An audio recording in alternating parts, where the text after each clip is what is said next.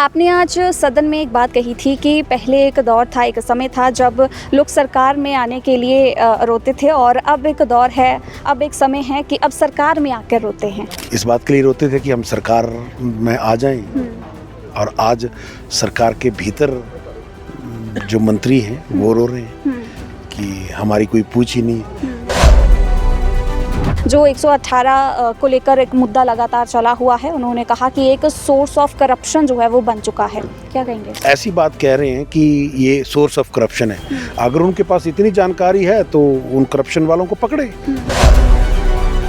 Deputy CM Mukesh Agnihotri आज विधानसभा का ये आज 5वां दिन है और उसके बावजूद भी वो इस सदन में दिखाई नहीं दे रहे। परंतु बात केवल सदन में आने की ही नहीं है, वो पिछले 1 वर्ष से सेक्रेटरीट में भी नहीं आए हैं।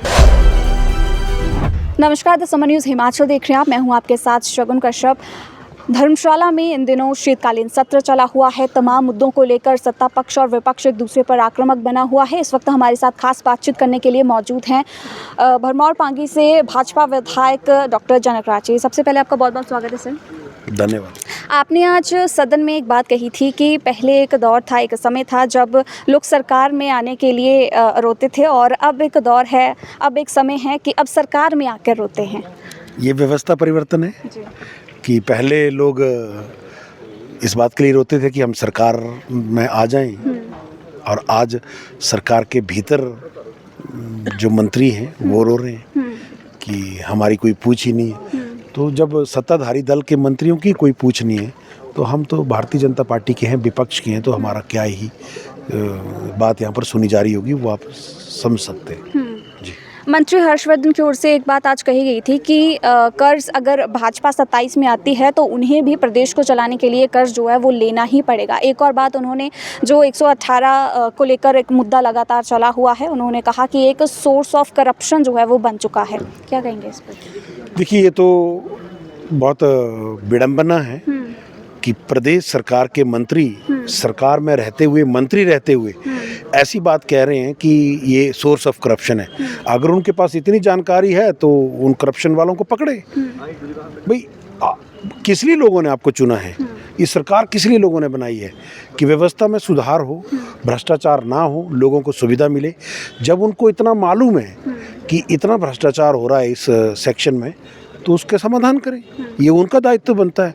जो सुझाव हम लोगों से चाहिए वो हम सदन के भीतर भी देते हैं, सदन के बाहर भी देने को तैयार हैं कि जो हमें लगता है हमारी समझ से कि ये ऐसा करें, तो वो सारे सुझाव को सरकार सुने, उनको देखें कि कौन सा सुझाव इनको बेहतर लगता है, उसको माने।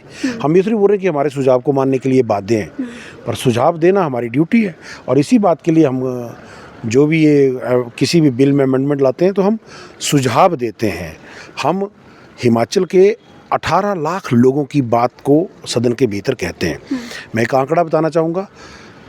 जिन मतदाताओं के नाम पर ये सरकार बनी है वो 18,37,000 हैं और जिन मतदाताओं ने भारतीय जनता पार्टी के 28 विधायकों को इस विधानसभा के भीतर चुन कर भेजा है वो 18 लाख है। मात्र 37,000 लोगों का फ़र्क है जिसके तहत ये सरकार का गठन हुआ है। परंतु इस सरकार को भी इस बिल्कुल लेश मात्र अंतर को समझना चाहिए और हमारी बात को, विपक्ष की बात को भी गंभीरता से सुनना चाहिए, क्योंकि जिस लोकतंत्र ने इन्हें सत्ता सौंपी है उसी लोकतंत्र ने हमें भी चुनकर भेजा है। जी। डिप्टी सीएम मुकेश अग्निहोत्री आज विधानसभा का ये आज 5वां दिन है और उसके बावजूद भी वो इस सदन में दिखाई नहीं दे रहे। हालांकि सरकार जो है, सत्ता पक्ष जो है, कह रही है कि अपने निजी कारणों की वजह से वो अनुपस्थित हैं, लेकिन भाजपा लगातार ये कह रही है कि जो डिप्टी सीएम हैं उनके कुछ वो नाराज़गी चल रही है उनकी। कुछ क्या कहेंगे? ये उनके घर की बात है, ये वो लोग फिर भी आप क्या कहना चाहेंगे इस पे? क्या लगता है निजी कारण उनके? बात, अब देखिए, क्या निजी कारण है या कोई प्रशासनिक कारण है वो तो वो लोग जाने, परंतु बात केवल सदन में आने की नहीं है, वो पिछले 1 वर्ष से सेक्रेटरीट में भी नहीं आए हैं। तो गुटबाजी जो है वो सब लोग जानते हैं कि वो सिर्फ कैबिनेट के दिन आते हैं, बाकी दिन वो अपने कार्यालय में भी नहीं आते, ना ही बैठते हैं।